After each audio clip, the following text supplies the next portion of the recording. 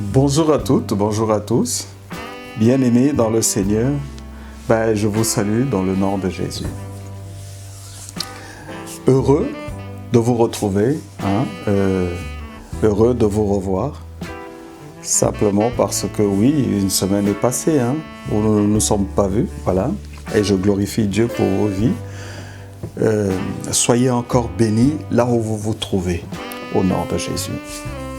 Alors, nous allons prier simplement pour remettre ces moments entre les mains de Dieu, les mains du Saint-Esprit, lui qui est l'enseignant par excellence, voilà, qui puisse nous conduire. Amen. Élevons la voix.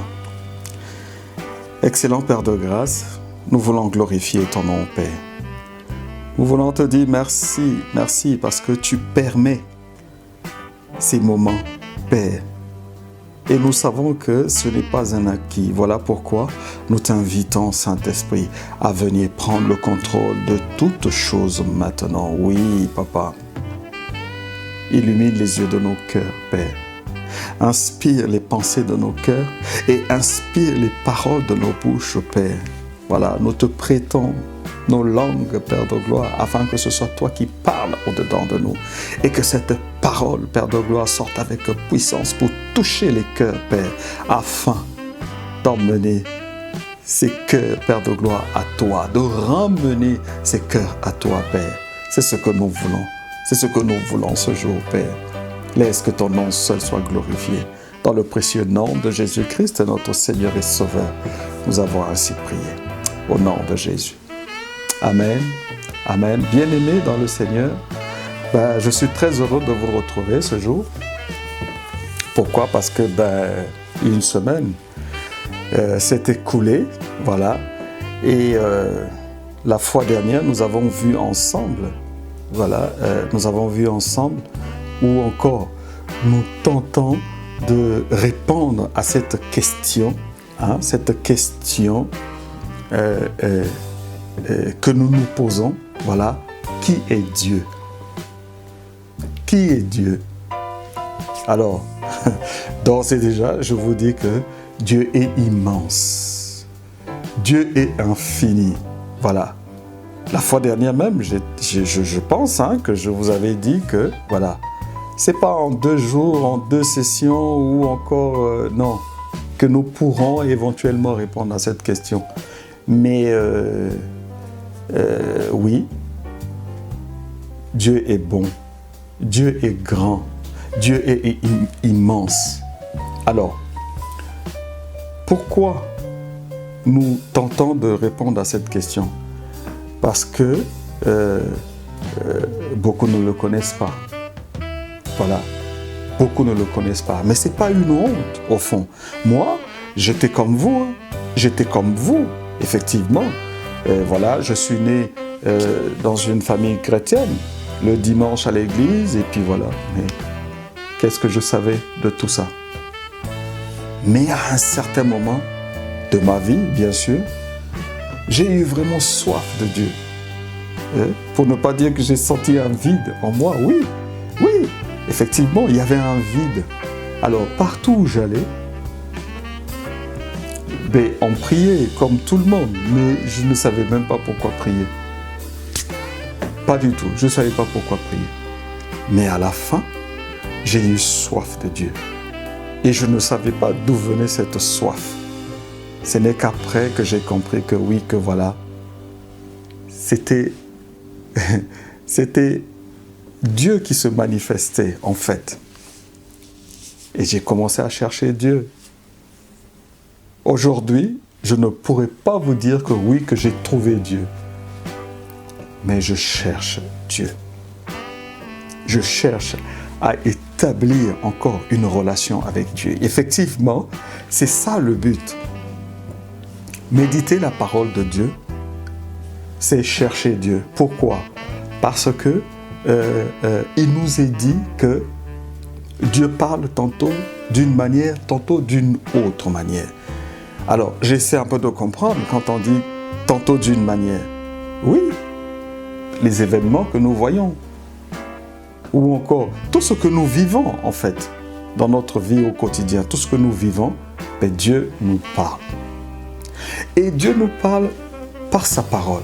D'autant plus que la meilleure façon justement de connaître Dieu, de comprendre Dieu, c'est par la révélation, de la façon dont il s'est révélé. Il s'est révélé justement par la parole audible, parce que beaucoup ont entendu Dieu leur parler. Ah, je souhaiterais cela, bien sûr, pourquoi pas. Donc je disais, beaucoup ont entendu Dieu leur parler. Sinon, Dieu parle au travers de sa parole. Donc la parole, la Bible, que nous méditons. Oui, pourquoi méditons-nous la Bible? Effectivement, c'est pour connaître Dieu. C'est pour nous approcher de Dieu. C'est pour être dans son intimité. C'est vraiment être en communion avec Dieu. Pourquoi? Parce que Dieu nous a donné la terre, certes, parce qu'il a dit qu'il a donné la terre aux hommes. Et vous voyez ce qui se passe sur la terre? Et donc Dieu veut agir. Il veut agir. Mais il veut agir au travers de toi, ma sœur, au travers de toi, mon frère. Voilà pourquoi il a besoin de nous. Afin que nous puissions faire sa volonté. Et c'est sa volonté, justement, c'est de la façon dont Dieu veut agir. Comme il a donné la terre aux hommes, il ne peut pas venir agir, lui, sur cette terre. Il passe par les hommes. Bon, ok, ça c'est un autre volet, mais on pourra éventuellement aborder justement ce volet dans les jours à venir. Pourquoi pas? Mais aujourd'hui, nous tentons de répondre à la question de qui est Dieu. D'aucuns disent que Dieu, c'est ce monsieur barbu perché quelque part dans un nuage, ou encore cet être suprême, cruel, méchant. Pourquoi? Parce que quelquefois les gens, ils essaient d'imaginer Dieu selon leurs coutumes. Hein? Ils veulent imaginer Dieu ou encore comprendre Dieu selon leur tradition, comprendre Dieu selon leur imagination, ou encore ce qu'ils ont appris peut-être dans leur famille. Voilà. Mais Dieu est plus que ça. Dieu est plus que ça. Dieu est immense.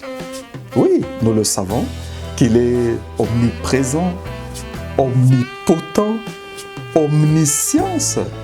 Il est immense, il est immuable. Hein? Immuable qui veut simplement dire qu'il ne change pas, parce qu'il est le même hier, aujourd'hui et éternellement. Voilà, Dieu est bon. Bon, c'est vrai que Dieu est bon. Maintenant, certaines personnes se poseront la question de savoir, oui, Dieu est bon, mais pourquoi est-ce que moi je souffre? Pourquoi est-ce que je suis dans des difficultés? Pourquoi? Beaucoup trop de questions. Voilà. Mais si seulement l'on pouvait aujourd'hui chercher Dieu. Pourquoi? Parce que Dieu est proche, il est près de nous.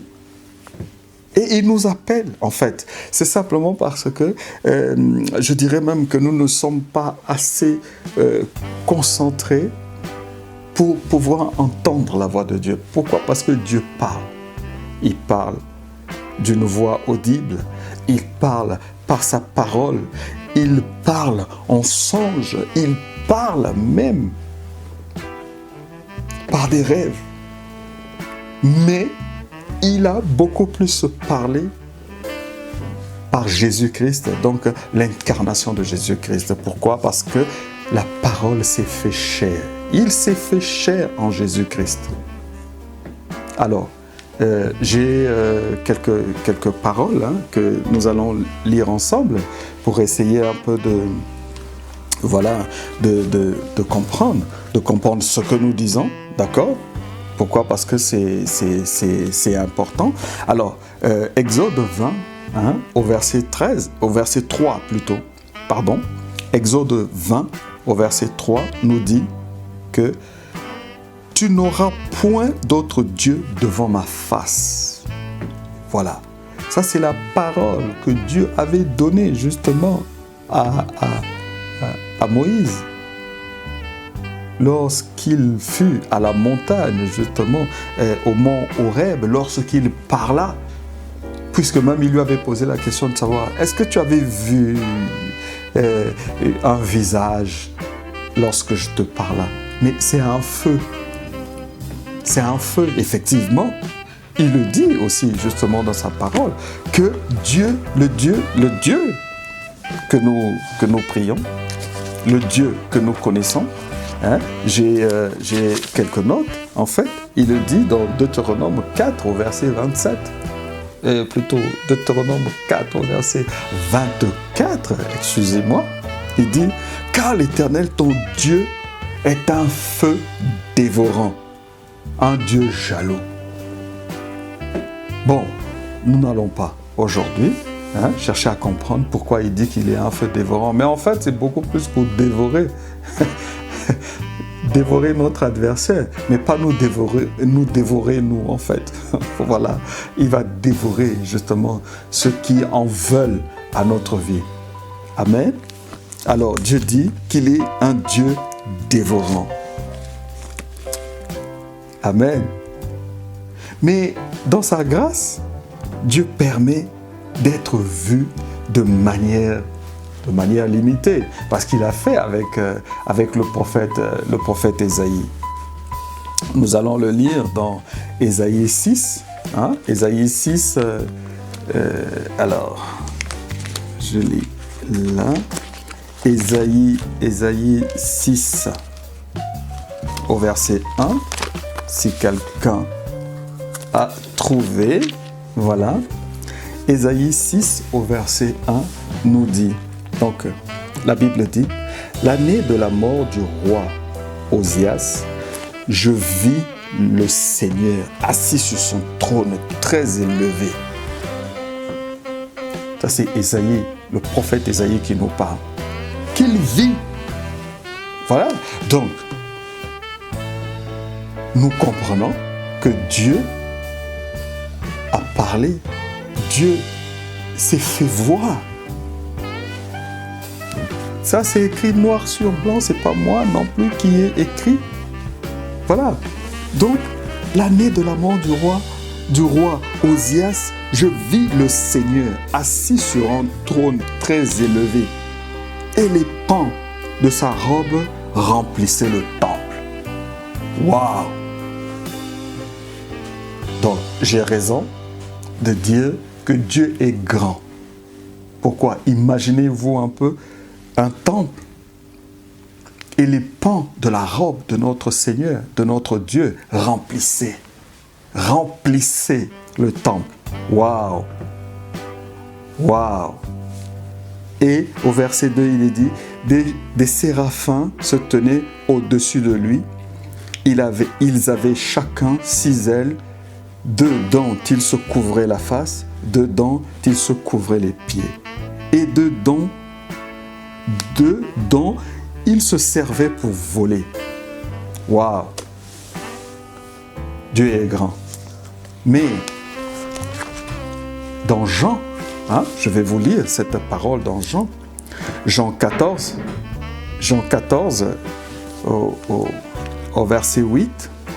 D'abord, si nous pouvons commencer par le verset 7, la Bible dit, « Si vous me connaissez, vous connaîtrez mon Père. » Et donc, Jésus-Christ qui parlait aux apôtres. Là, il était en train de parler à Thomas. Et ensuite, Philippe prit la parole et lui dit, « Seigneur, montre-nous le Père. » Waouh! Montre-nous le Père. Et cela nous suffit. Et à Jésus de prendre la parole, il lui dit, « Il y a si longtemps que je suis avec vous et tu ne m'as pas connu, Philippe. Celui qui m'a vu a vu le Père. Comment dis-tu, montre-nous le Père? » Voilà. Et ça, c'est la même question aujourd'hui qui nous est posée. Nous cherchons à connaître qui est Dieu. Nous cherchons à connaître qui est le Père. Mais lisons simplement cette parole et nous avons la réponse. Voilà. Donc, mon frère, ma sœur, c'est ce que je te laisse aujourd'hui. De lire Jean 14, du verset 7 au verset 8, et sinon, lire tout le livre de Jean. Et comme ça, on comprendra mieux qui est Dieu. Pourquoi? Parce que Jésus-Christ est la parole incarnée, la parole de Dieu qui s'est fait chair. Amen. Voilà ce que je te laisse aujourd'hui comme méditation. Et nous reviendrons mercredi prochain justement pour continuer à en parler. D'accord? Nous allons prier pour remercier notre Dieu simplement pour ce temps qu'il a permis que nous puissions partager ensemble. Amen. Excellent Père de grâce, nous voulons te dire merci. Merci Papa parce que tu étais au milieu de nous, Père de gloire, et tu nous as conduits comme tu voulais nous conduire. Simplement parce que nous nous posons des questions. Qui est Dieu? Pourquoi devons-nous prier Dieu? Mais quelle est la nature de Dieu? Et voilà, tu as répondu à nos questions, à nos attentes. Pourquoi? Parce que Thomas posa la question de savoir. Montre-nous le Père et ça nous suffit. Philippe le dit. Seigneur, montre-nous le Père et cela nous suffit. Et Jésus répondit, il y a si longtemps que je suis avec vous et tu ne m'as pas connu, Philippe. Celui qui m'a vu a vu le Père. Merci infiniment, Père de gloire, pour cette instruction. Merci, Père de gloire, pour cette révélation, Papa.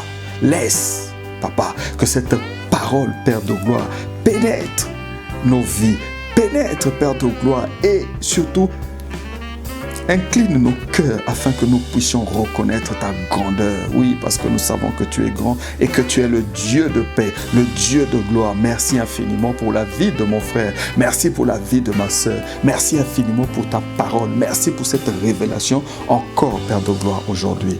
Oh, nous nous remettons entre tes mains, Père. Manifeste ta gloire et ta paix parce que tu es Dieu au nom de Jésus. Merci, merci. Alors, merci frère, merci ma sœur. Que Dieu vous bénisse et nous prenons rendez-vous ensemble mercredi prochain afin que nous puissions continuer encore à partager, pourquoi pas. C'est vrai que nous avons beaucoup de choses à nous dire, mais d'ici là, portez-vous bien et que Dieu vous bénisse au nom de Jésus. Amen. Au revoir.